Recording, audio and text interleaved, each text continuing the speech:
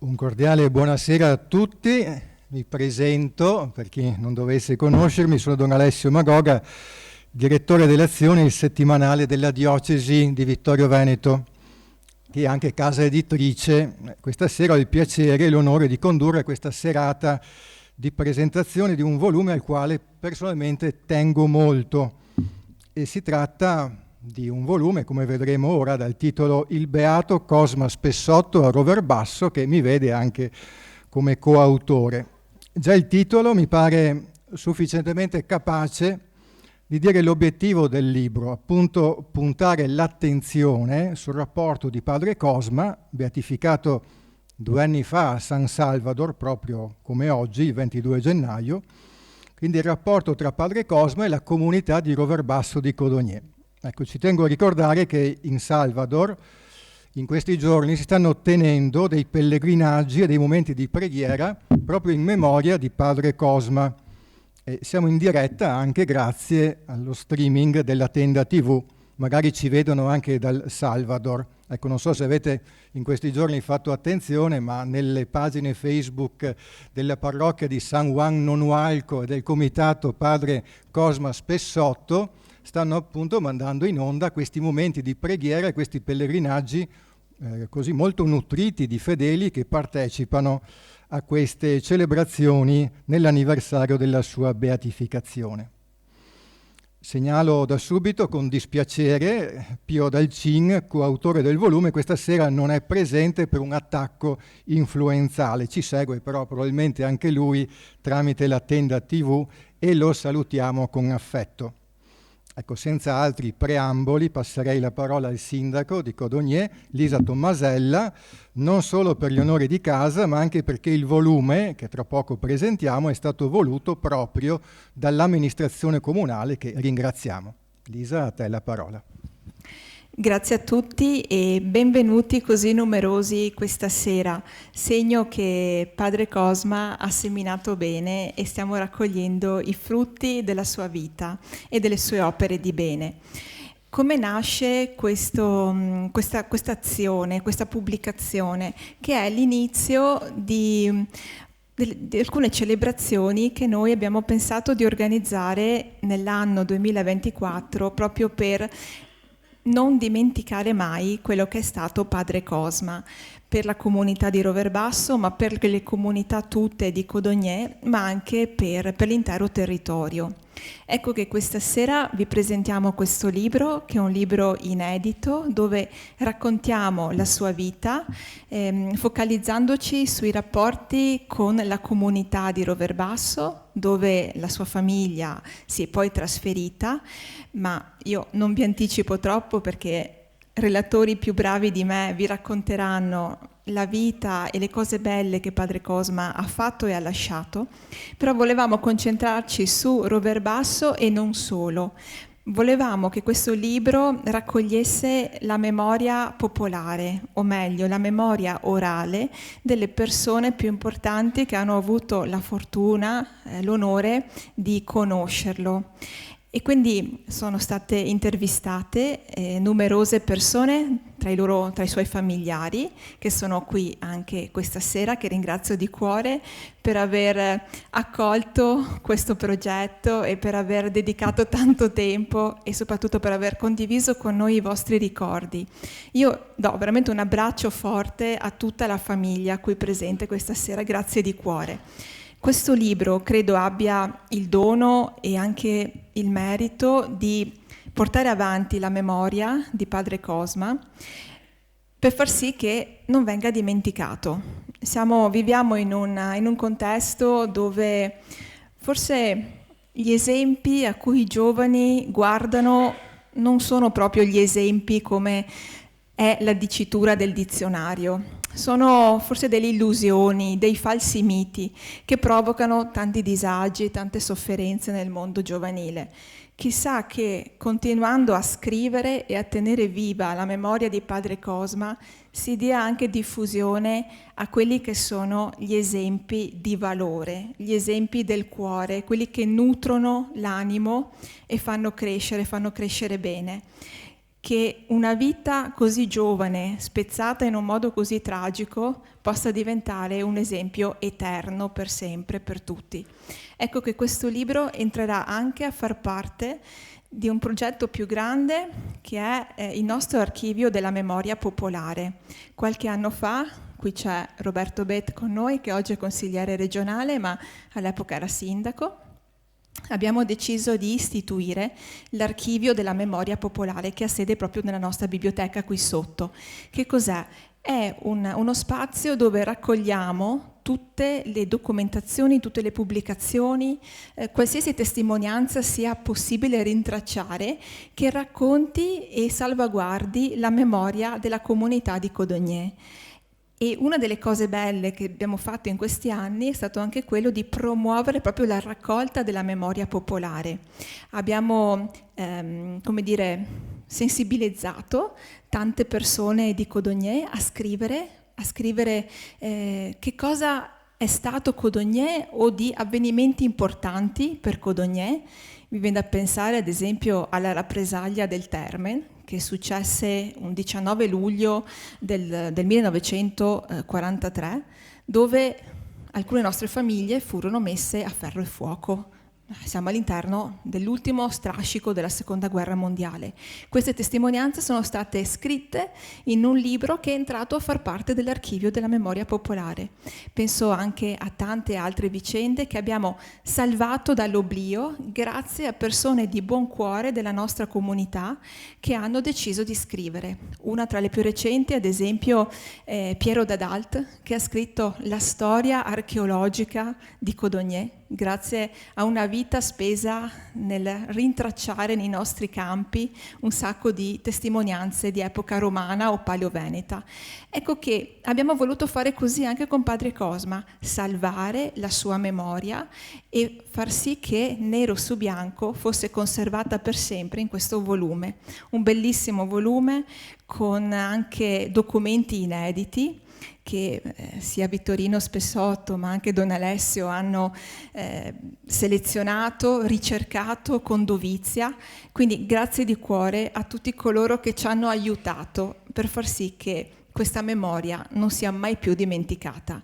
Questo libro poi desideriamo che venga anche distribuito nelle biblioteche del territorio affinché continui la diffusione di questo bel esempio che è stato Padre Cosma. Questo è il primo passo.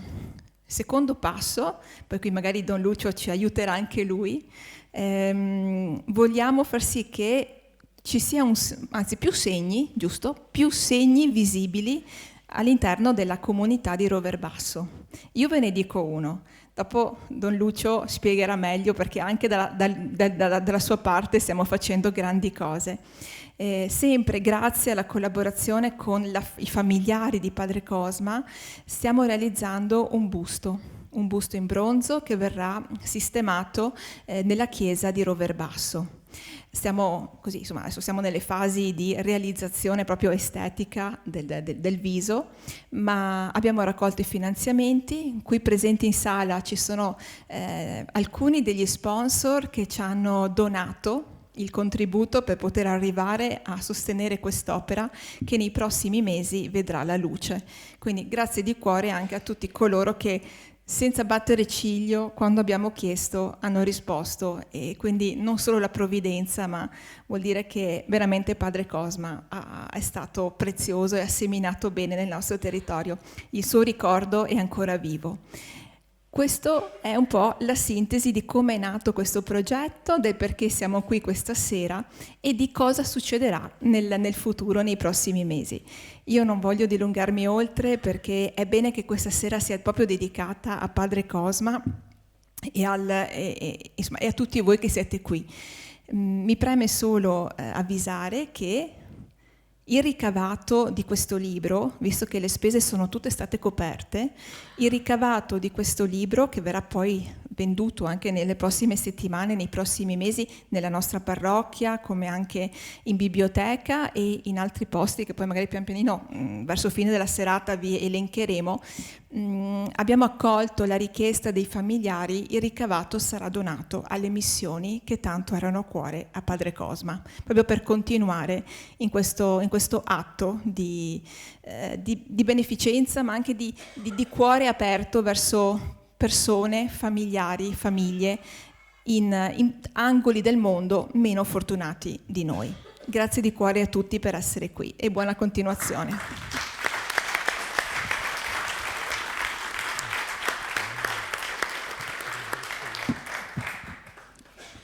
Passiamo ora la parola a Sua Eccellenza Monsignor Corrado Pizziolo, che è il Vescovo della nostra diocesi, ma ha seguito in prima persona le varie tappe della beatificazione di Padre Cosma e anche partecipato alla solenne celebrazione di 2 anni fa. Lo invito a uscire per un saluto a tutti noi presenti.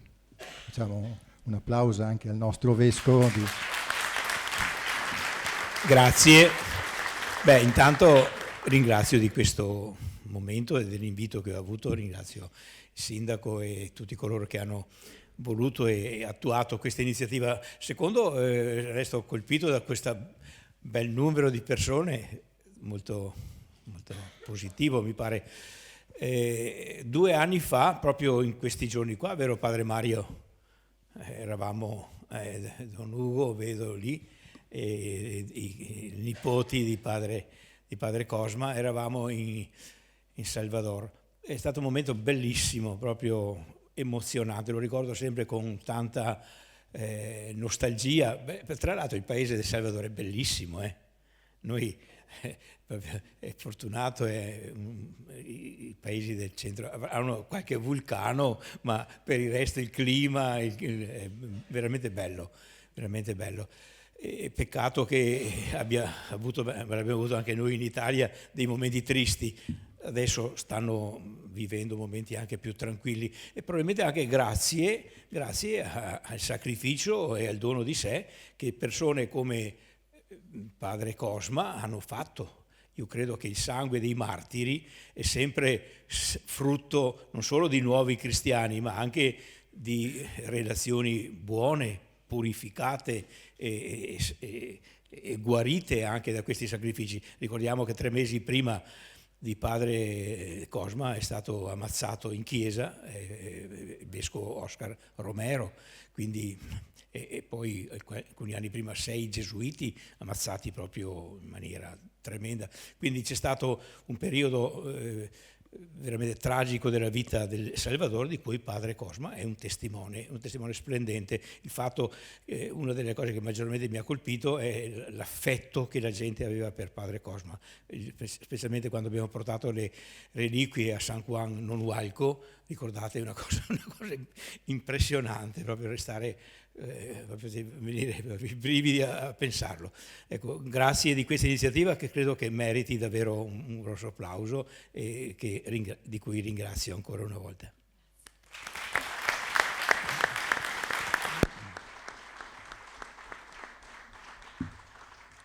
Chiedo ora di intervenire il moderatore dell'unità pastorale di Codogné, Don Lucio Marian, che conosce bene Padre Cosma, ora come parroco di Roverbasso, ma prima come parroco di Mansuet.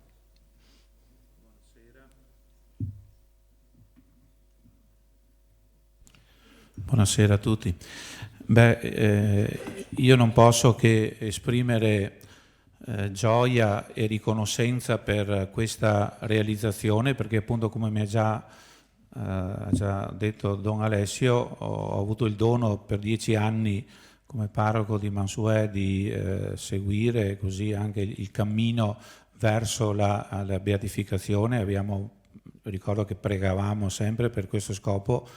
Poi sono venuto qui e adesso è arrivato questo momento di mettere in luce anche uno spaccato della vita di Padre Cosma che forse rischiava di rimanere un po' in oblio.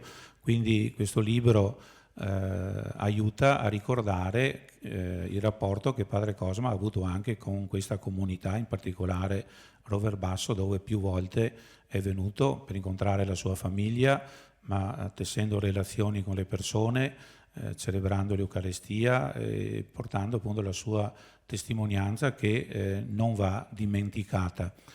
E insieme al libro il sindaco ha già accennato del progetto ormai che arriva alla realizzazione di questo busto che verrà collocato all'esterno della chiesa di Roverbasso.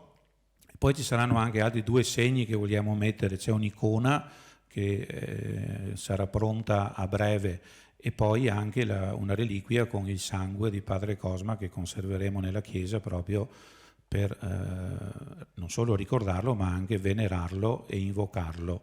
Ecco, quindi tutto questo credo sia un insieme di realtà che ci aiutano a tenere davvero viva, ecco, la memoria di questo martire. Quindi grazie a tutti per questa realizzazione, questa serata. Grazie.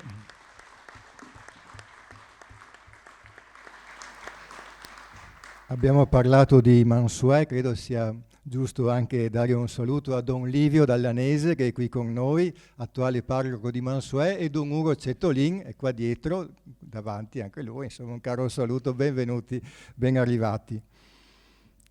Lasciamo ora la parola a Padre Mario Favretto, eccolo qui, davanti a noi, rettore del santuario di Motta di Livenza, dove Padre Cosma ha trascorso alcuni anni della sua formazione, dove sostava in preghiera nei suoi rientri dal Salvador. Anche Padre Mario è stato alla beatificazione 2 anni fa. Sì, a Motta di Livenza l'ho conosciuto indirettamente Padre Cosma, anche se da novizio, mentre stavo al santuario, l'ho incrociato o sfiorato durante le sue visite. Come dicevo nell'introduzione al libro, ho conosciuto Padre Cosma andando varie volte, nella sua parrocchia a San Juan Nualco. Dapprima come definitore, poi come ministro provinciale, ho avuto modo di passare diverso tempo lì. E ho segnalato che ho conosciuto Padre Cosma come un missionario, un frate, un semplice francescano che proprio si è calato ed è entrato a far parte del tessuto vitale, sociale della sua gente. Veramente una missione incomparabile la sua. E poi abbiamo visto, come citava il Vescovo alla beatificazione, quale grande e permanente affetto lega tuttora quella popolazione a questa figura, a questo frate. Roverbasso io l'ho conosciuto riguardo a Padre Cosma per sentito dire, per alcuni aneddoti, le descrizioni della vita in famiglia, quando tornava, e di cosa si parla, cosa ci viene tramandato. Le cose familiari, semplici, abituali di quei tempi e di sempre, che veramente confermano questa figura di Padre Cosma che si cala nella vita di tutti i giorni, della gente comune, della gente semplice, in maniera veramente sorprendente e ammirevole. Appunto i suoi ritorni, la sua condivisione della vita in famiglia, la condivisione della camera, delle stanze, e anche quel particolare che non so se il libro ne parlerà, ancora non sono a conoscenza, di Padre Cosma inginocchiato davanti alla porta della chiesa perché una mattina rimase chiusa, il sacrestano si è dimenticato di aprirla, e allora lì Padre Cosma, fedele al suo orario di preghiera, doveva celebrare la messa, inginocchiato al di fuori della chiesa davanti alla porta a pregare. Questa è la conferma della sua semplicità, del suo adattarsi alle situazioni comuni e semplici e della sua profonda devozione all'Eucarestia, pregata, adorata anche al di fuori della Chiesa, perché per lui l'Eucarestia, il corpo di Cristo, che adorava e serviva, era veramente la gente a cui si era votato, la gente semplice, la gente per cui si è fatto missionario e per la quale ha dato la sua vita. Grazie.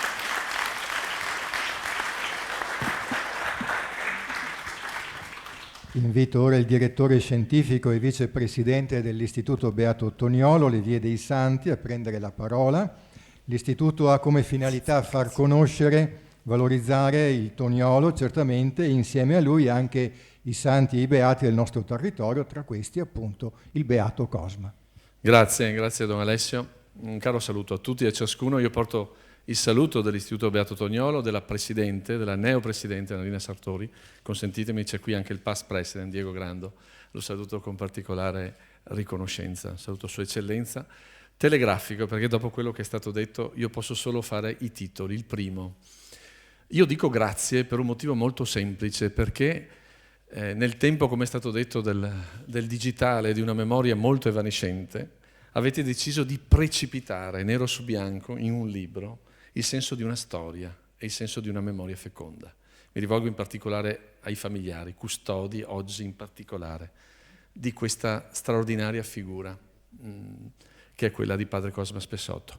Lo dico perché capisco che dentro questo progetto, no, di questo volume, c'è un sentimento, c'è una riflessione, c'è una visione.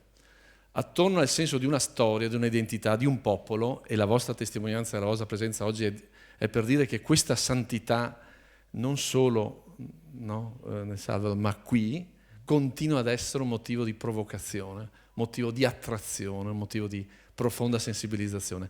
Quindi questo è il tema di fondo, cioè dire nero su bianco oggi facciamo in modo che la memoria non si disperda, ma la memoria viva, e anche un libro aiuta a entrare dentro le dinamiche di un racconto, di un colloquio che a questo punto diventa ininterrotto, perché è come dire il presente del passato, il tempo, la vita che sfida e vince il tempo. E su questo c'è una riconsegna, un riconoscere Don Padre Cosma Spessotto e un riconsegnarlo a chi affettivamente c'è stato, ma in senso più largo a tutta la comunità, sia ecclesiale che civile. Il secondo aspetto. Credo che la figura in sé, noi patrociniamo molto volentieri questa iniziativa, la facciamo proprio perché coerentemente in questi anni con la nostra mission, che Monsignor Vescovo, che saluto, ci ha affidato sin dal tempo della fondazione del nostro istituto, è proprio quella, nella sua anche denominazione Le Vie dei Santi, di recuperare fino in fondo il senso di questa mappa in cui i volti, le storie, i luoghi di coloro che hanno vissuto nella maniera più alta il senso della loro vocazione cristiana è dentro il tessuto profondo di questa nostra comunità diocesana, la diocesi di San Tiziano. Perché? Perché evidentemente questa oggi, anche il passaggio a Rover Basso di Padre Cosma, diventa una tappa di un percorso più largo, di un percorso più grande, in cui queste figure oggi stanno lì a significare che c'è un vissuto, una fede, una carità operosa, c'è un rimando anche di una storia popolare veneta e trevigiana che è riuscita a farsi interprete e ad evangelizzare in luoghi lontani, cioè a portare la fede e a portare uno stile, una convinzione, un modo di essere, una umiltà di fondo, una straordinaria bellezza dal punto di vista proprio della capacità di dire Dio e di affidare a Lui il senso di una missione, di una salvezza. Terzo aspetto, e chiudo, è proprio il tema della provocazione alla santità. In Odium Fidei, Padre Cosma Spessotto oggi è beato. E noi, come abbiamo voluto anche nel premio Toniolo, insomma, mettere in evidenza, siamo coloro che attraverso, come dice il Toniolo, siamo quelli che guarderebbero a questa società di santi, no? Che porta a salvamento la comunità. E allora in questo Padre Cosma, lui dall'alto della sua del suo straordinario esempio, ci invita a uscire, come si dice, dalla comfort zone, cioè da quella zona di conforto di un cristianesimo così abbastanza abitudinario, perché c'è in fondo, lui ce lo ricorda, la scommessa alta della santità. Lui ci è riuscito, a noi è affidato il compito oggi di far sì che quell'esperienza, quell'ispirazione, quel modo di essere, quella fede profonda, questo mettersi in gioco dentro una prospettiva alta, grande, sia per noi anche oggi il senso della nostra vita. Complimenti, grazie e auguri di cuore.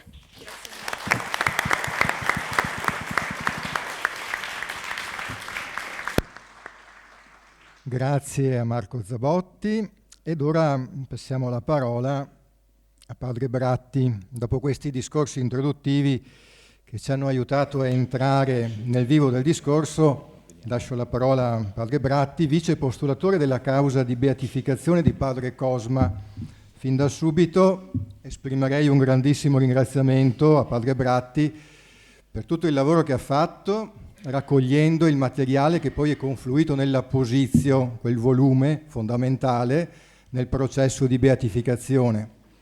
Sicuramente è la persona più informata e più preparata per parlare di Padre Cosma.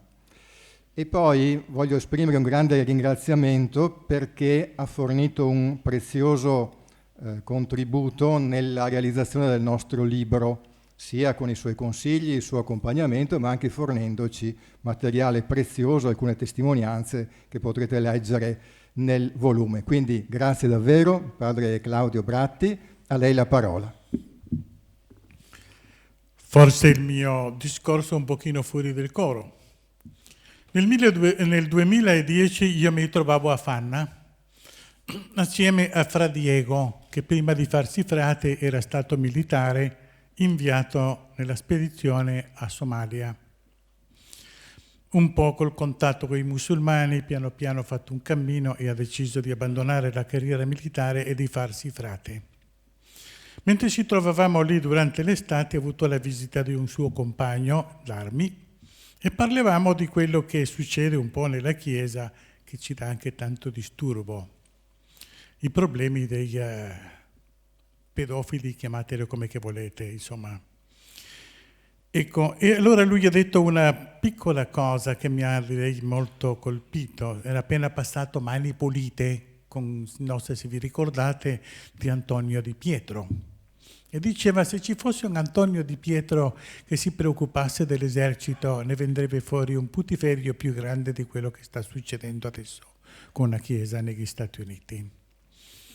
Infatti è il grosso problema degli eroi. La sindaca diceva all'inizio, quelle persone che devono essere come i modelli. Purtroppo seguiamo molto i modelli che ci sono alla televisione, modelli direi poveri. Infatti, il mondo civile ci presenta certi eroi che hanno fatto un momento eroico, mentre la Chiesa ci presenta gli eroi che coinvolge tutta la vita. Questa è la grande differenza. Ecco, Padre Cosma è un eroe nel senso che ha sacrificato tutta la sua vita e questo è molto importante. Un dato curioso, mentre io raccoglievo tutte le testimonianze, mi ricordo bene una maestra, di quelle che noi chiamiamo le maestrine delle elementari, ecco, mi ha detto una espressione un po' particolare. Il Padre Cosma ha abbandonato la sua famiglia in Italia e ha fatto sua la famiglia qui di San Juan Nonualco, che infatti è il principio della castità. Noi sacerdoti e religiosi rinunciamo a una famiglia materiale e abbiamo la Chiesa e la Chiesa concreta, quella parrocchia. Infatti, raccogliendo tutta la documentazione di tutte le testimonianze dei parrocchiani, che sono stati circa 300 quella volta nel 1996, mi sono accorto che Padre Cosma lo avevo conosciuto per carità quando ero là in missione, ecco, un curato d'ars alla salvadoregna. Vuole dire uno che si sacrifica per la comunità. E ho trovato questa espressione da quasi tutti. A qualsiasi ora che noi lo chiamassimo, lui veniva. Piova, sole, caldo, quello che fosse, lui veniva. E lì le parrocchie non sono come qua, sono parrocchie, peggio ancora, adesso è un po' cambiato, ma a quei tempi erano 3 comuni messi insieme e quindi aveva più di 30.000 abitanti e un'estensione molto larga. Lui non si è mai negato, andava da una parte e dall'altra e era sempre disposto, che questa era una cosa molto importante. La sindaca parlava all'inizio della memoria storica e questo è importante perché in Italia si perde spesso e con facilità la memoria storica. E la memoria storica è fatta da quei nostri figli del passato, oppure se volete i nostri padri del passato, che bisogna saper raccoglierli e valorizzarli, custodirli e trasmetterli. È tutto un processo. Ultima cosa che vi dico è questa semplicemente. Diciamo del padre Cosma che fu martire dell'Eucaristia. Infatti, a quei tempi c'era l'occupazione per motivi politici della Chiesa, per trasformare la Chiesa in una tribuna politica. Potrei dire questo, che di estrema sinistra cercavano di trovare un posto e obbligare la gente che li ascoltassi. Ecco il punto. Padre Cosma sentiva questo come una profanazione, perché nella Chiesa si conserva l'Eucaristia e bisogna conservare il massimo di rispetto. Una cosa molto curiosa era questa, che quando entravano i bambini di corsa per il catechismo, andavano a salutare la Madonna e poi partivano. E una volta ha detto, che le è scappata un po' in dialetto, prima si saluta il padron di casa, dopo la serva. Guarda la Madonna, comunque va bene. Però rimane martire dell'Eucaristia in quanto che lui ha difeso il popolo davanti alle atrocità dei militari.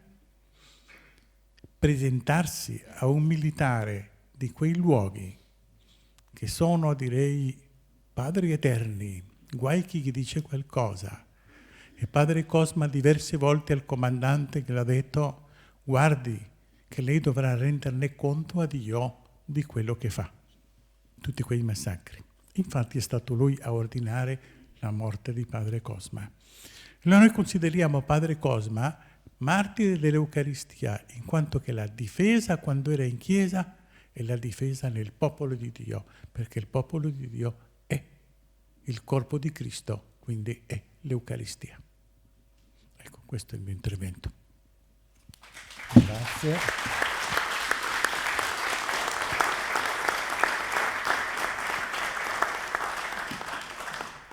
Grazie a padre Claudio Bratti che ha curato la prefazione al volume, oltre appunto a questo accompagnamento cordiale durante la stesura del testo e averci fornito del materiale prezioso che troverete dentro, alcune testimonianze particolarmente significative. Colgo l'occasione per salutare anche i frati minori del convento di Vittorio Veneto che sono qui con noi, anche loro grazie di essere qui, quindi Motta di Livenza, Vittorio Veneto sono presenti, padre Bratti è con noi. Vengo al mio intervento, allora adesso da moderatore divento autore del libro e cerco di dire qualcosa sulla struttura di questo volume che è nato appunto così dalla volontà dell'amministrazione comunale che ha coinvolto innanzitutto Pio Dalcin, mi spiace che non sia qui, il quale ha elaborato un primo testo alla luce soprattutto degli scritti di padre Bratti, ricostruendo la vicenda di padre Cosma Spessotto dalla nascita fino alla sua morte, assassinato il 14 giugno del 1980. Da lì è partito un primo abbozzo del volume e poi si è aggiunto l'intervento mio e di Vittorino che abbiamo integrato con altro materiale e abbiamo così fornito altri contributi al testo originario e così via via si è arricchito, ha preso maggiore consistenza. Dico subito che c'è stato poi anche un non facile lavoro di rilettura, revisione e cucitura, perché sapete quando più mani si pongono a scrivere poi si percepisce la differenza, stili diversi, modalità diverse e quindi c'è stato l'intervento di una persona che voglio ricordare, alla quale va un sincero grazie, Francesca Tonon. Grazie, è qui in mezzo a noi, farei un applauso. Grazie di cuore. Dico alcune parole ancora sul libro. Come fatto, come è già stato detto, il focus del libro è mettere in luce la relazione di padre Cosma con Rover Basso, direi in continuità e complementarità con altre precedenti pubblicazioni su padre Cosma. A Rover Basso padre Cosma non solo ha potuto trascorrere dei tempi di riposo e di ristoro in un clima sereno grazie all'affetto dei suoi familiari, ma ha utilizzato questo punto di appoggio per intessere una fitta rete di relazioni, di amicizie, di incontri per l'attività missionaria che poi ha animato nel contesto appunto del territorio circostante, facendo conoscere le sue iniziative in El Salvador, raccogliendo fondi per le sue missioni, per la sua parrocchia, in particolare San Juan Nonualco, San Giovanni Battista Nonualco è la parrocchia, no, nella quale ha speso praticamente tutta la sua vita come missionario. Qualche anno prima l'altra parrocchia, San Pedro Nonualco, e in questi giorni, prima parlavo di pellegrinaggi che sono tenuti da San Pedro a San Juan Nonualco, no? Un po' di cammino, non so quanta distanza sia, saranno 10 chilometri? 10 chilometri. 25. Abbiamo un altro, dopo c'è un'altra persona che dobbiamo far parlare, sì. 25 chilometri a piedi, un bel po' di strada. Nei mesi appunto in cui padre Cosma si è fermato qui a Roverbasso, in questi rientri, ha appunto intessuto una fitta rete di relazioni con il territorio, con amici, con persone che potevano sostenere le sue iniziative. Quanti sono stati questi rientri in Italia? Parte nel 1950 per El Salvador, muore nel 1980, sono 30 anni di missione. In questi 30 anni di missione ritorna 4 volte e ritorna proprio a Roverbasso, dove nel frattempo la sua famiglia si era trasferita. Prima nelle pertinenze di Villa Rosa e poi in via Lodovico Ariosto. 4 soggiorni, per certi versi piuttosto prolungati, non sono durati semplicemente qualche giorno, ma settimane, a volte anche mesi. Il primo rientro del 58, il secondo del 69, il terzo del 73 e l'ultimo del 78, 2 anni prima della sua uccisione.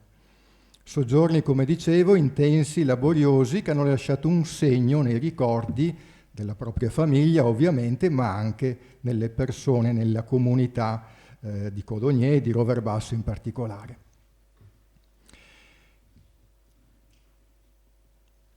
Non si poteva parlare di questi rientri in Italia, di questi soggiorni a Roverbasso, senza ricostruire però un po' tutta la vicenda di padre Cosma.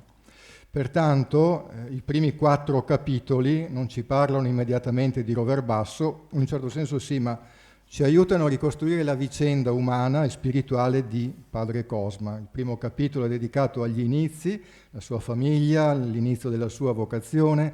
Il secondo capitolo al Salvador, questo paese nel quale egli vive la sua esperienza missionaria, che è un paese caratterizzato, come avete colto già dalle battute di chi mi ha preceduto, del vescovo, ma anche degli altri intervenuti, un paese caratterizzato da una forte povertà che via via viene segnato da una guerra civile di fatto, no? Che contrappone i proprietari, i terrieri da un lato ai contadini, i braccianti dall'altro, quindi con anche delle dimensioni di carattere politico ovviamente che vengono messe in gioco e che coinvolgono anche la Chiesa. La Chiesa deve trovarsi in una situazione di difficile equilibrio, perché non può sposare, non si sente di sposare né una posizione né l'altra. Questo è un po' il contesto difficile in cui padre Cosma viene a trovarsi, che viene delineato succintamente nel capitolo 2, dove si fa cenno anche della cosiddetta teologia della liberazione. Faccio un cenno alla teologia della liberazione perché Codogné ha, come potremmo dire, una figura importante in padre Cosma, che è vissuto dentro quell'ambito, però anche Don Aldo Lucchetta è un'altra figura particolarmente significativa, ci parla di un altro contesto, quello del Brasile, ma anche quello caratterizzato da tensioni politiche che hanno riverberato poi anche in quello che era il contesto ecclesiale. Terzo capitolo è dedicato a padre Cosma in missione, ci aiuta a ripercorrere la sua azione pastorale, la sua attenzione certamente per le attività liturgico-pastorali, ma non solo. Edifica una chiesa, certamente, ma si preoccupa anche dell'istruzione, costruisce delle scuole dedicate tra l'altro a Giovanni XXIII, Pacem in Terris, no? C'è tutto un mondo di un'attenzione che viene suggerita anche semplicemente con questo tipo di dedicazione che viene fatta della scuola. Quindi un intervento che riguarda l'ambito liturgico, pastorale, ma anche sociale. Padre Cosma ha ben chiaro che la sua comunità ha bisogno anche di strumenti concreti, l'istruzione, la cultura, per poter cambiare il contesto sociale nel quale vive. Il quarto capitolo, 14 giugno 1980, la morte di Padre Cosma viene ricostruita con particolare attenzione, mettendo in evidenza la drammaticità e anche come mai si decide di uccidere Padre Cosma. Non avviene per caso, non avviene per sbaglio, ma è una volontà politica precisa che vuole mettere a tacere una voce scomoda che non ha voluto immischiarsi, potremmo dire, nella politica, ma a un certo punto, di fronte ai soprusi evidenti che venivano commessi nei confronti dei più poveri e dei più umili, ha detto quella parola che nasce dal Vangelo, l'attenzione nei confronti agli ultimi e la difesa degli ultimi. Alla fine muore per questo, non perché abbia bramato mettersi in mostra o mettersi nelle situazioni di rischio o di repentaglio. Ecco, i primi 4 capitoli dunque ci aiutano a ripercorrere la vita di Padre Cosma, il contesto del Salvador, le motivazioni che hanno portato alla sua morte. I capitoli successivi, dal quinto in poi, sono effettivamente uno spazio che viene dato in modo importante proprio al suo legame con Roverbasso. Il capitolo quinto si intitola Roverbasso e l'ambiente familiare e i ricordi di chi lo chiamava fratello, zio, cognato, e qui troviamo racconti e interviste ai familiari di Padre Cosma, il fratello Pietro, la cognata Leonida, gli interventi dei nipoti, la sorella Sor Pia Vittoria, che ha compiuto 100 anni il 17 gennaio, e i parenti sono stati a trovarla. Facciamo un applauso anche, magari non ci sente in questo momento. Ecco, un capitolo dedicato, questo sì, proprio alla memoria, al racconto delle esperienze familiari che ci aiutano a comprendere da un punto di vista diverso, quello della famiglia, la figura di Padre Cosma. Il capitolo sesto, anche questo secondo me è preziosissimo, raccoglie le lettere di Padre Cosma. È una scelta delle sue lettere, quelle più significative, inviate alle consacrate della famiglia, 2 sorelle, a una cugina in particolare, ma le consacrate della famiglia erano di più, 5, 2 sorelle e 3 cugine, giusto? Quindi alcune lettere sono inviate a loro, altre lettere sono inviate alla famiglia, appunto al papà, ai fratelli, alle sorelle e così. Ed ci dà un po' uno spaccato, direi molto limpido, no? del modo di vivere di Padre Cosma, dal mio punto di vista, innamorato della sua missione di San Juan Nonualco del Salvador, ma capace di mantenere una relazione viva con la sua comunità e soprattutto con la sua famiglia. Molto bello, non è da tutti, non so, io non conosco perfettamente tutto il mondo dei missionari, però non è da tutti conservare questa relazione così viva con la propria famiglia. Il capitolo 7 ci dà testimonianza di un'omelia di Padre Cosma che è stata registrata così, per certi versi provvidenzialmente, a Santa Maria di Feletto e conservata da una nipote di Padre Cosma, e l'abbiamo messa per iscritto ed è pubblicata in modo integrale. Anche questa ci aiuta a cogliere la situazione del Salvador, la sua attenzione, la sua cura, ciò che gli stava a cuore, davvero interessante circa la sua spiritualità anche e la sua passione, la sua vis missionaria. Capitolo 8 dedicato ad altre testimonianze che sono state raccolte a breve distanza dalla morte di Padre Cosma nei primi anni '80, e qui dobbiamo ringraziare davvero Padre Bratti che ci ha fornito questi testi. Sono le testimonianze del fratello Giuseppe, del fratello Pietro e dei parroci di Roverbasso, Don Marcello Denardo, Don Antonio Fregonese, mio compaesano, tra l'altro originario di Lutrano, e Don Paolo Bolzan. E poi la testimonianza di Vittorino. Un capitolo anche questo direi molto denso e molto importante. L'ultimo capitolo, il 9, ci porta a tempi più vicini. Il 22 gennaio 2022 la beatificazione raccoglie alcuni testi, interviste di quel momento particolare in cui abbiamo vissuto la gioia della beatificazione di Padre Cosma, anche in diretta tramite la Tenda TV. Siamo riusciti a creare un collegamento con un canale del Salvador, abbiamo potuto trasmetterla appunto attraverso la Tenda TV.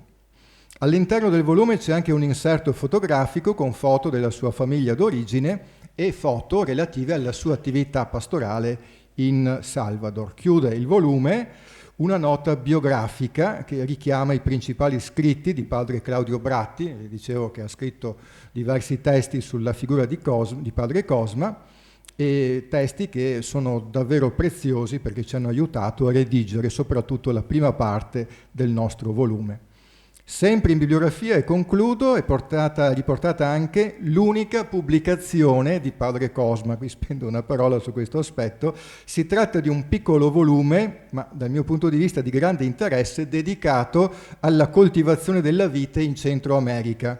Di grande valore perché dice, inizialmente pensavo che fosse un po' un hobby di padre Cosma, questa attenzione al mondo della vite, un ricordo delle sue terre, invece in realtà si è speso in modo importante per la coltivazione della vite in Centro America, in modo scientifico e in una prospettiva pastorale e sociale, perché l'obiettivo che egli aveva era quello di far sì che la coltivazione della vite potesse offrire alla sua comunità un ulteriore strumento di carattere economico per migliorare la propria situazione. Quindi era una prospettiva molto come potremmo dire, importante da quello che era il suo punto di vista, e non un hobby o un passatempo, tutt'altro.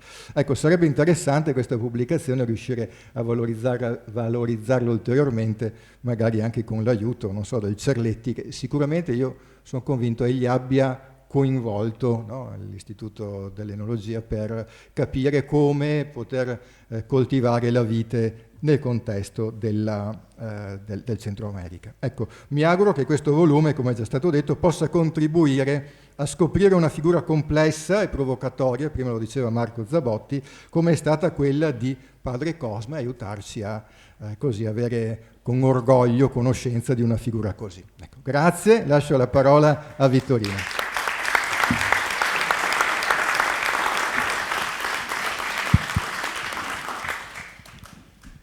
Buonasera, io qui sono in veste di rappresentante della famiglia e in quanto nipote di padre Cosma, prima di tutto ringrazio, tra tante autorità civili e religiose, prima di tutto ringrazio l'amministrazione comunale a nome di tutta la famiglia per questa iniziativa meritoria.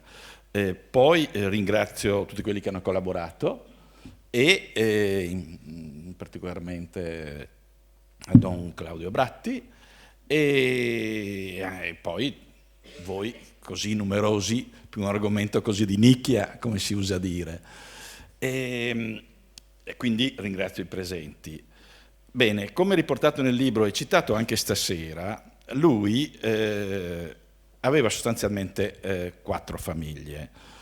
La prima, quella di Mansuet, dove è nato, e dove è rimasto fino a 12 anni.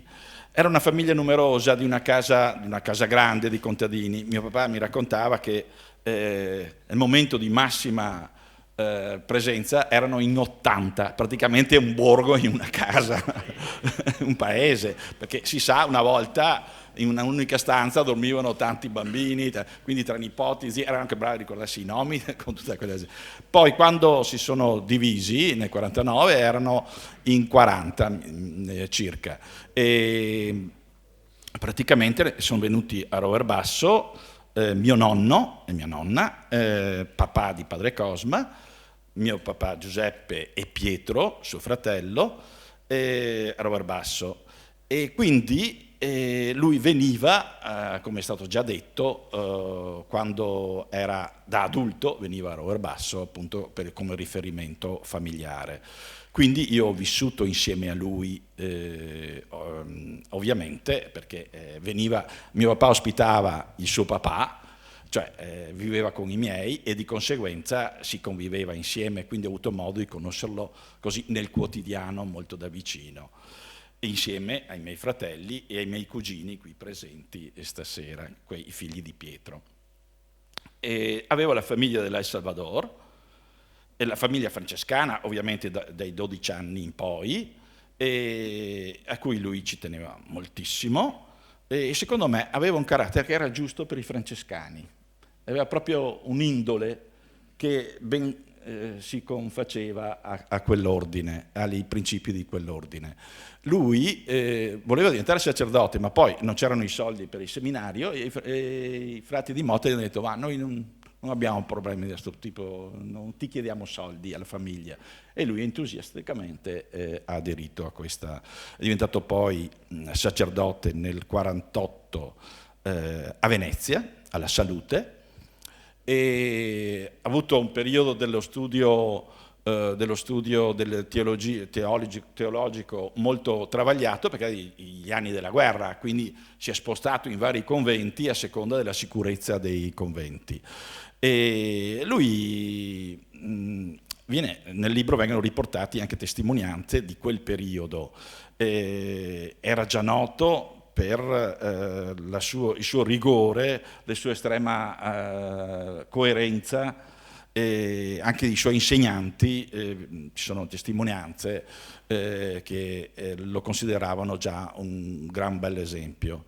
E poi ho scoperto che i suoi colleghi, diciamo così, gli altri seminaristi lo chiamavano un po' cocciuto, e così ho finalmente capito altre cose dei nostri discorsi che abbiamo fatto.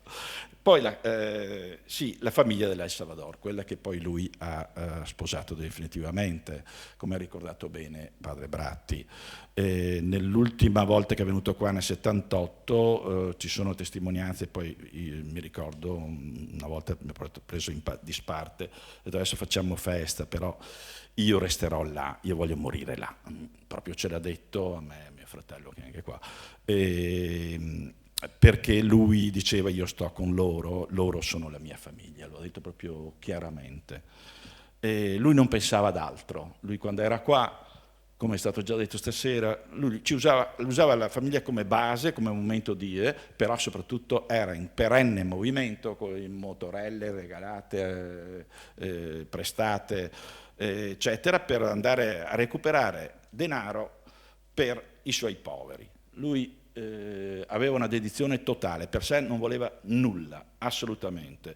E questo risulta anche poi dalle testimonianze della via. Lui è sempre stato disponibile, e con qualsiasi mezzo che aveva era per gli altri, aveva totale dedizione per gli altri. E che tipo era? Mi sento a volte chiedere così: che tipo era tuo zio? Che carattere aveva? Lo zio, diciamo che molti hanno descritto la sua bontà, anche stasera è venuto fuori, no? Lui era naturalmente buono, direi, no? E direi che ho ricordi, oltre che di una grande fede granitica, direi, proprio non ho mai visto una cosa così forte, sono stati citati anche stasera dei piccoli faterelli che possono dare la misura di questo. Quando era fuori dalla chiesa, che era chiuso il basso, lo trovavamo in camera che pregava, qualsiasi momento lui approfittava per pregare. Noi bambini come uno stormo lo inseguivamo e lui camminava nei campi quando stavamo lassù in Calabria, lui pregava col suo breviario, non perdeva qualsiasi momento, per lui era buono per pregare. Direi io però direi anche dell'altro, cioè secondo me lui aveva delle caratteristiche che aveva una grandissima bontà d'animo, era un pacifista di natura, voleva sempre accomodare, non alzava mai la voce, era buono per natura, direi, però aveva anche un grande rigore morale e paradossalmente accompagnava queste caratteristiche con una grande voglia di scherzare, di ridere e anche la burla a volte. Quindi di solito non vengono accomunate queste caratteristiche, no? Di una persona riservata, eccetera, molto buona. Però lui era così. Aveva anche imparato di fare giochi di prestigio per divertire, no? Per così momenti di relax per gli altri sempre ovviamente. Lui era completamente dedito agli altri. Dunque, un'altra riflessione che ho avuto occasione di fare un po' così, riflettendo dopo tanti anni, scrivendo questo libro. Lui è morto che avevo 25 anni, sono passati 43 anni. Lui, diciamo che noi tendiamo a vedere i santi, è una riflessione così che facevo, tendiamo a vedere i santi e i beati come persone dei marziani, mi scusino i religiosi, ma tendiamo un po' a vederli come fuori dal nostro mondo, no? Ma lui invece era uno di noi, era un uomo semplice, quindi un uomo, un figlio del nostro territorio, della nostra gente, e quindi ti rendi conto che uno può diventare quello che è diventato anche con la sua semplicità. Non occorre essere marziani per essere santi. Ecco, questo è una cosa che mi ha colpito. E quindi, poi un'altra cosa che è sempre importante, lui accompagnava questa naturale bontà e questo rigore morale, era di un rigore quasi maniacale, direi. Lui cercava sempre di appianare qualsiasi tensione, eccetera. E comunque lui non era, diciamo, un papà pacifico e della serie, come si dice in dialetto, non vai a combattere. No, lui combatteva, e come? Combatteva per il suo apostolato e ha dedicato una vita ai poveri dell'El Salvador. Lui si è dato da fare, come è stato detto anche stasera, si è dato da fare non solo per costruire la Chiesa e il suo apostolato, che era la sua missione, ma si è dedicato moltissimo al riscatto dei suoi poveri. Lui qui ci parlava continuamente di questo. Lui diceva: voi non vi rendete conto che dislivello c'è tra qua e la via. Ci diceva: vedrete che non è possibile che continui così, verranno a invadervi, no? E poi questo fatto l'ho raccontato anche qualcun altro, probabilmente lo sa già. E i miei genitori, mio papà e mio zio, perché si confrontava, discuteva alla sera, no? Dicevano: va là, dai. Anche io dicevo: ma scusa, i confini sono tutelati, eccetera. Ma poi, come abbiamo visto, sono arrivati a frotte i migranti. Lui l'aveva previsto, è stato profetico da questo punto di vista, e anche su altri versanti. Lui, dicevo, oltre all'apostolato e il riscatto dei poveri, è stato anche quello che ho definito in un'intervista un imprenditore del nord-est, a mio parere. Teniamo presente che quelli erano gli anni che noi, il nostro nord-est era la locomotiva d'Italia, no? E c'era questa, diciamo così, avevamo questi imprenditori fatti da sé che innovavano e creavano benessere e aziende. Lui questa mentalità l'aveva e l'ha, diciamo così, interpretata a suo modo in El Salvador. A me piace vederlo così, che ha avuto anche questo ruolo, sia ovviamente sempre nel duplice binario, apostolato e riscatto dei poveri. E mi ricordo quando si parlava così della povertà, spesso accompagnata anche da analfabetismo, ignoranza, mi diceva: ma guarda, voi non vi rendete conto, mi diceva, la via, il 90% delle famiglie non ci sono tutti, gli uomini sono disoccupati, fanno i figli e poi li abbandonano, le madri devono curarsi da sole questi figli, e quindi lui spesso aiutava queste persone, lo chiamavano a qualsiasi ora, come è stato detto stasera. Lui, per esempio, a un certo punto ha dovuto prendere una jeep, no, per spostarsi nei vari villaggi, e mi raccontava che lo chiamavano a qualsiasi ora per portare le partorienti in ospedale a partorire, e spesso partorivano per strada, si fermava lungo la strada, le faceva partorire lui. Cioè lui ha fatto tutto, faceva di tutto. Comunque, sì, sto raccontando alcuni aneddoti, me ne viene in mente poi un altro che non ho riportato nel libro, perché poi quando ci troviamo tra fratelli, così ricordando, un po' alla volta magari riaffiorano altri aneddoti. Scusate, ma io come componente della famiglia porto un po' il clima familiare e le cose, diciamo, di questo tipo. Ci siamo ricordati, per esempio, di quella volta che, intanto lui ha fatto da pioniere anche la via. Il primo periodo andavano nella giungla col cavallo, non c'erano strade, c'è una foto anche, non l'abbiamo messa, ma c'è una foto di lui col cavallo, perché era l'unico mezzo per andare a raggiungere questi villaggi sperduti. Sì, raccontava, poi noi bambini quando lo ascoltavamo, poi io a quel periodo ragazzo leggevo Saigari, mi sembrava sentire le avventure di Saigari raccontate da lui, no?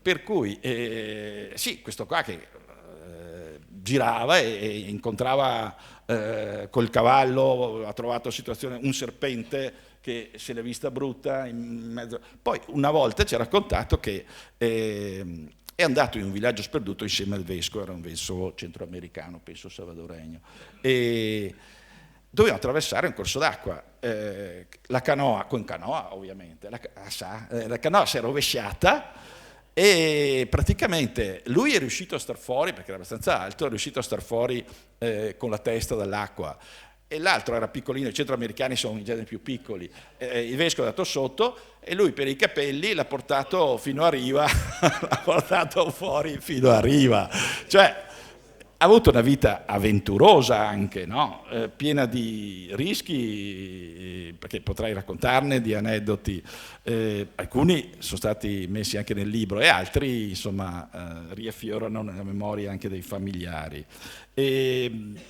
Dicevo, poi raccontava di cose che per noi, insomma, ragazzi di paese, diceva: le melanzane da noi vengono un albero, facciamo 3 raccolte all'anno. A noi sembrava di essere, dice, il paese delle meraviglie con questi racconti, no? E quindi si raccontava di un mondo molto diverso, molto particolare. Sì, a proposito di melanzane, i suoi gusti alimentari. Gli piacevano molto le melanzane, al funghetto che cucinava mia zia Leonida e mia mamma, che erano le cognate che vivevano insieme, no? E poi gli piaceva, come ho detto altre volte, il salame e la soppressa, però ne mangiava poco, era sempre molto misurato, perché no? Anche, primo perché era misurato di suo, era sempre, secondo perché faceva fatica a digerirlo, come me del resto. Comunque gli piaceva tanto, questo è un po' anche i gusti alimentari, perché qualcuno a volte mi chiede ma che cosa mangiava, cosa faceva, no? E poi mi viene in mente anche così a volte mi baso anche su richieste che ho avuto anche di dettagli particolari, tipo qualcuno mi ha detto ma magari ha visto il libretto Beato Cosma Spessotto o FM, chiedo scusa ai religiosi che ovviamente sanno, ma diversi no? Mi chiedono cosa vuol dire, è l'ordine dei francescani minori, quindi questo è l'acronimo, no? Come altri mi hanno detto, cioè ho visto che viene usato indifferentemente, l'ho imparato anch'io da Don Bratti, da Fra Claudio, e non so se dico bene, il vescovo mi correggerà eventualmente, la distinzione tra servo di Dio, venerabile, scusate, beato e santo. A volte nei testi i termini vengono un po' usati in modo, diciamo, scambiati. In realtà sono fasi del processo di beatificazione e santificazione. Chiedo scusa a chi lo sa già, i religiosi, ma siccome ho avuto anche queste domande è giusto che fornisca questi elementi.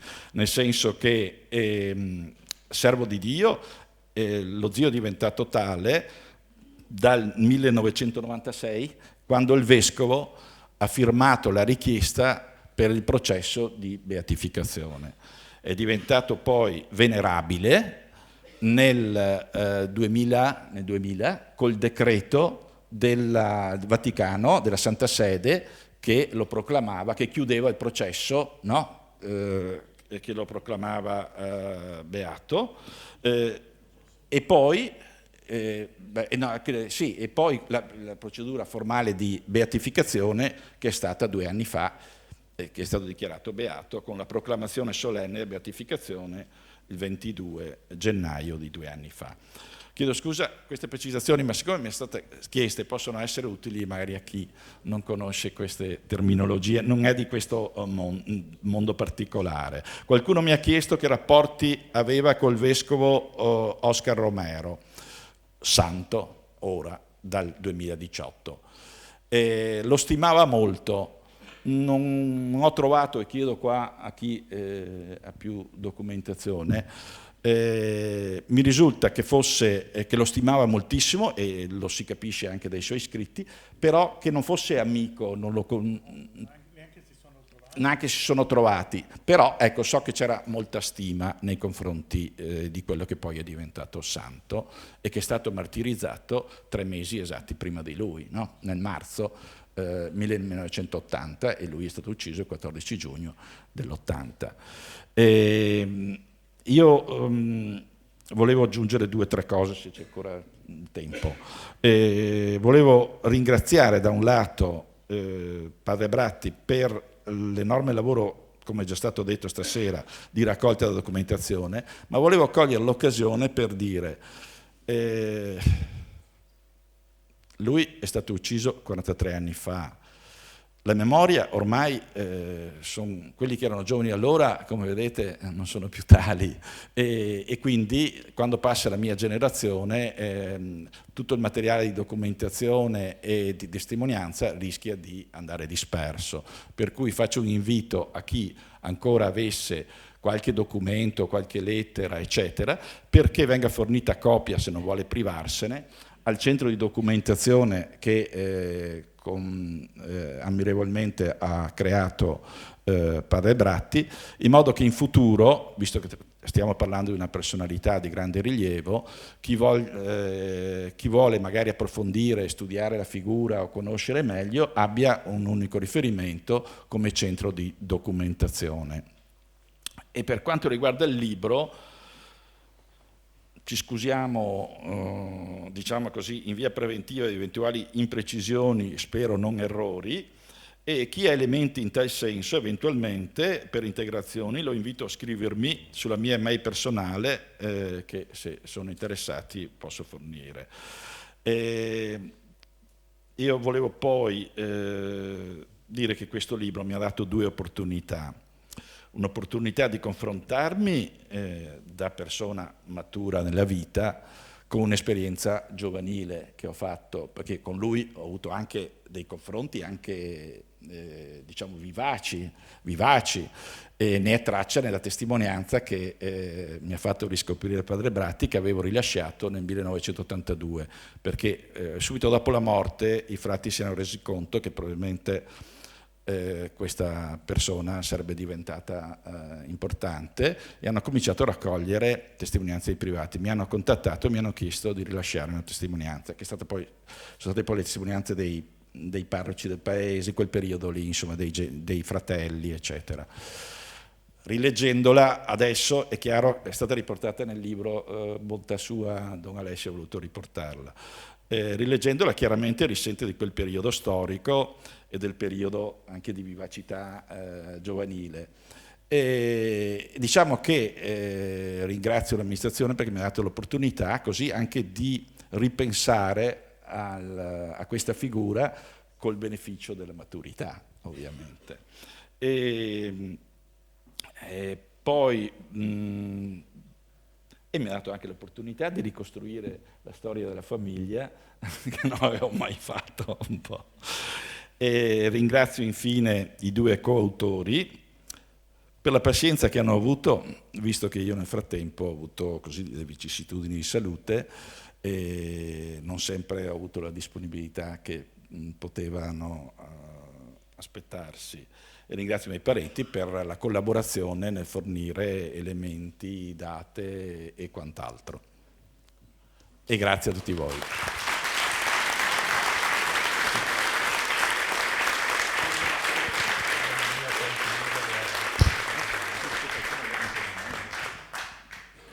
Allora abbiamo ancora qualche minuto, se c'è qualcuno che vuole fare una domanda, una piccola testimonianza possiamo farlo, non andrei molto oltre le 10, però 10 qualcosa andrei a concludere la serata. Nel mentre vi preparate a un intervento, volevo leggere una parte della testimonianza di Don Paolo Bolzan, che davvero con Padre Cosma ha intessuto una relazione di particolare amicizia. Scrive così, non leggo tutto il testo ma soltanto una parte. Quando ho ricevuto la notizia della morte, tutto il paese, Roverbasso, preparandosi alla celebrazione liturgica, senza che io dicessi nulla, ha stampato un grande cartellone messo sulla porta della chiesa: Padre Cosma, martire di Cristo. Quando mi sono messo in collegamento telefonico col vescovo diocesano, era Cunial quella volta, ho fatto una lunga discussione molto vivace, perché egli voleva che si celebrasse con paramenti violacei, mentre io volevo con paramenti rossi oppure bianchi, altrimenti non avrei concelebrato con il vescovo. Al mattino seguente il vescovo mi rispose: abbiamo fatto una seduta straordinaria ed abbiamo deciso di celebrare in bianco. Al termine della messa il vescovo ha detto: caro Don Paolo, ha vinto lei. Quella domenica è stato un vero trionfo spirituale, non solo per tanti sacerdoti e religiosi presenti, ma anche per il popolo venuto dai paesi vicini. Un particolare: i bambini cantorini hanno cantato tante canzoncine di vera gioia, allegra e scelte da loro, erano felici.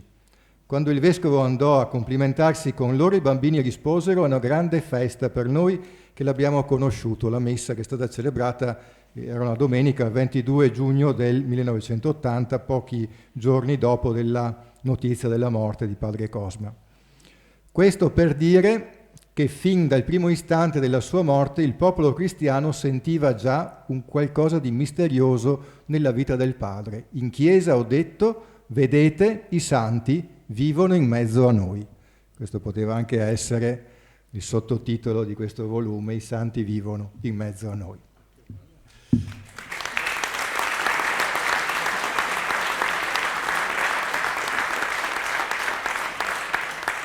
Benissimo, se c'è qualche piccola domanda, se potete uscire e prendere il microfono o qualcuno glielo porta, forse. Grazie. Don Ugo. Faccio anche Valletta stasera.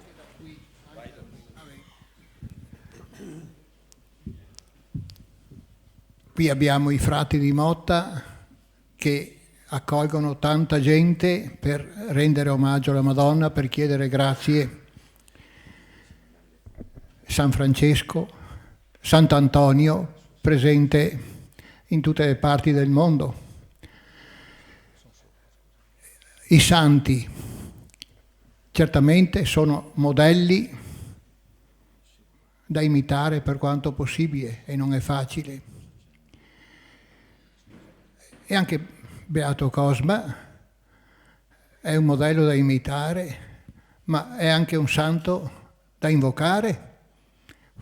Forse a volte ci dimentichiamo di questo, ma penso sia importante, perché sì, ricorre a Madonna, abbiamo sentito che Padre Cosma diceva prima il Signore, dopo la Madonna, e così via, e dopo i santi. A volte si pensa ad altri santi che sono importanti, che sono stati valorizzati. Abbiamo anche Beato Cosma, e io spero che arrivi anche a essere canonizzato. È importante che lo invochiamo, che lo sentiamo presente, che teniamo presente che è stato qui tra noi, l'avete conosciuto. Io ho preso in mano la situazione quando ero a Mansuè e certamente mi ricordo di Suor Pia Vittoria, che era così contenta anche in questi giorni di essere arrivata a 100 anni e ancora sapere che suo fratello è stato proclamato beato. Ma facciamo il possibile perché possa andare avanti, invochiamo anche il santo, chiediamo la sua protezione, come tanti altri santi della Chiesa siamo invitati, e sono qua per questo, perché ormai a volte ci si ferma a valorizzare tanti altri campioni dello sport, di una cosa o dell'altra, e non si valorizza abbastanza queste persone che certamente hanno dato la vita e ci dà un esempio importante. Grazie, Don Ugo.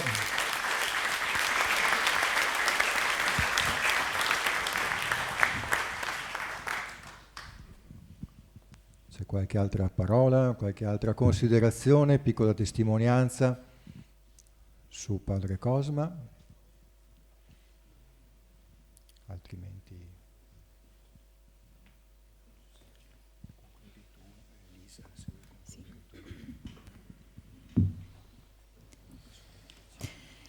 Allora direi che potremmo avviarci a concludere questa bella serata di condivisione, che non è il punto fine, ma è anzi l'inizio di una nuova vita per Padre Cosma e per tutti noi, perché grazie a quello che è stato condiviso in questo libro, come mi ripeto forse, però rimarrà per sempre. Quindi un nuovo inizio della vita per tutti quanti noi.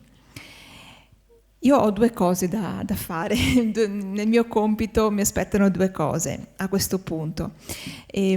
Abbiamo una lettera dal nostro governatore Luca Zaia che si esprime in merito alla serata. Non è potuto essere qui presente, però ci teneva che leggessimo le sue riflessioni su quanto stiamo facendo. Mi duole comunicare che, come anticipato, a causa di concomitanti impegni non potrò presenziare la presentazione ufficiale del libro Beato Cosma Spessotto. Esprimo con la presente lettera il mio plauso e la mia soddisfazione nell'apprendere la decisione di tradurre per iscritto la storia di Padre Cosma. Il suo servizio pastorale nella terra di El Salvador, allora dilaniata da un cruento conflitto civile, testimonia meglio di qualsiasi parola quanto profonda fosse la sua vocazione. A poco più di 4 decenni dal suo barbaro assassinio, è nostro dovere coltivare la memoria di questo figlio della nostra terra, che seppe sublimare i profondi valori di solidarietà e altruismo propri della nostra gente, e omaggiando quell'invito alla pace che noi veneti conosciamo bene, perché è direttamente impresso anche nella nostra bandiera. Ringrazio infine tutti coloro che l'hanno affiancata nel lungo processo di indagine che ha permesso la pubblicazione di questo volume. In particolar modo rivolgo la mia gratitudine agli autori, a Pio Dalcin, ad Alessio Magoga e a Vittorino Spessotto, perché il loro contributo è risultato fondamentale. Formulando la mia vicinanza ideale alla serata, concludo porgendo a tutti quanti voi, presenti e autorità convenute, il saluto della Regione del Veneto e il mio più cordiale. E direi che questo è anche questo l'inizio di una collaborazione con la Regione per diffondere su un ampio respiro questo libro all'interno delle nostre biblioteche pubbliche. E detto questo, sperando di non dimenticare qualcuno, perché questo purtroppo è sempre un po' la questione annosa della cosa, mi avventuro nei ringraziamenti, che sono assolutamente doverosi, e sono tanti questi ringraziamenti, perché questo progetto, questo libro, non è un libretto, è il lavoro di tantissima gente che ha amato Padre Cosma, oppure lo ha apprezzato dopo, entrando a conoscenza della sua vita, e vedrete che questo lungo elenco che io adesso vi farò testimonia quanto grande è stato questo uomo minuto, giusto? Perché era magro, alto e magro, però è stato grande. Intanto ringrazio il nostro vescovo, Monsignor Corrado Pizziolo, per essere qui questa sera e per aver accolto tutte le nostre iniziative, anche quelle che seguiranno e che già insomma vi abbiamo anticipato. Grazie alla diocesi anche per il supporto che insomma ci verrà dato. Grazie a tutti i familiari di Padre Cosma, in accordo con Vittorino citiamo la zia Leonida, che è un po' il capostipite, il punto di riferimento per citare tutti quanti, quindi un abbraccio forte a tutti voi. Che esatto, che è rimasta è proprio il punto di riferimento.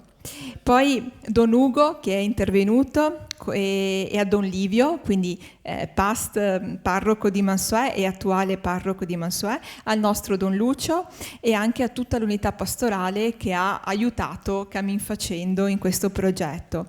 A padre Mario Favretto, grazie, come rettore del Santuario di Mota di Livenza, e ai confratelli presenti, grazie infinite per essere qui e per le parole che avete condiviso con noi.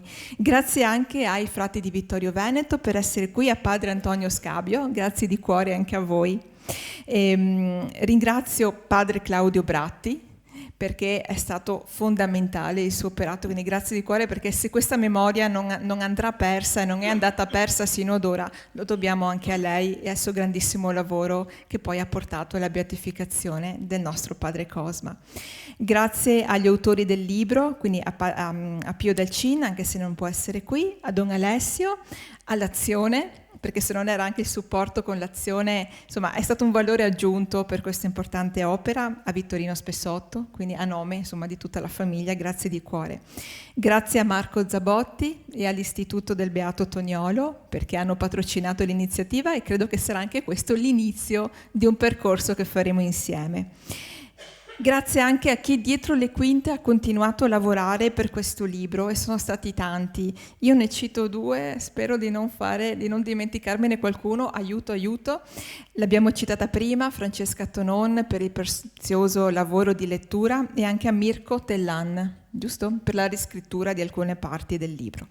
Grazie di cuore anche all'associazionismo, alla nostra Proloco, qui c'è Luciana con noi, la Presidente, perché sembra di no, ma anche questo progetto dal punto di vista burocratico non è sempre facile e la Proloco ci ha dato una mano. Grazie alla biblioteca, grazie a Giada, grazie ai miei compagni di corsa dell'amministrazione comunale, qui c'è Matteo anche, grazie infinite, e grazie a tutti i colleghi sindaci che hanno risposto all'invito e sono qui presenti, segno che appunto padre Cosma ha lasciato l'impronta.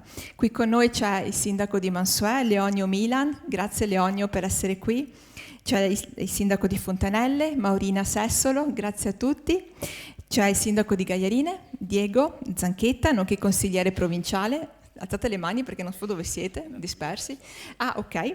Il sindaco di Vazzola, Giovanni Zambon, grazie per essere qui. La sindaca di Ponte di Piave, Paola Roma, c'era anche lei, l'ho vista. Tu sei sopra, tu sei nelle alte vette.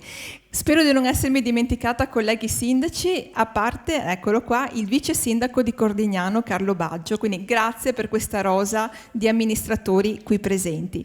Ringrazio anche gli sponsor che, come ho detto, ci hanno permesso di sostenere tutte le spese anche del busto, e quindi tutto quello che raccoglieremo con quest'opera andrà alle missioni in El Salvador, o comunque sarà la volontà dei familiari di padre Cosma decidere a chi meglio dedicare e destinare questi fondi. Ringraziamo l'azienda agricola Padovan di Roverbasso, la latteria e la famiglia Modolo di Roverbasso, la MAIG e la famiglia Ortolan, la famiglia Papes e il centro di medicina di Conegliano, l'azienda e la famiglia Dalla Torre Impianti e l'azienda Pianca, più tutta la comunità di Roverbasso che nel volontariato ha promesso che si spenderà per la realizzazione di tanti pezzettini che poi messi insieme faranno un degno ambiente dove conservare il nostro busto. Ringrazio anche la Tenda TV con Federico, giusto, che ci ha seguito tutta la serata, e ringrazio anche i giornalisti, i fotografi che erano qui presenti con i nostri quotidiani, perché spero che continuando a parlare di padre Cosma per una cosa o per l'altra si continui a rinfrescare sempre la memoria. Io spero di non essermi dimenticata nessuno, mi auguro. Se mi sono dimenticata di qualcuno alzate la mano.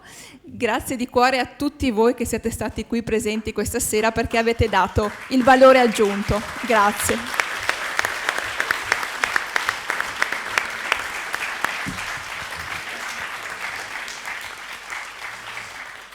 Solo per dire, chi desidera, le copie sono in fondo alla sala, come avete sentito andranno in beneficenza. Chi vuole la firma degli autori, firma copie, noi siamo qua a disposizione. Grazie ancora di cuore a tutti e buonanotte e buona serata.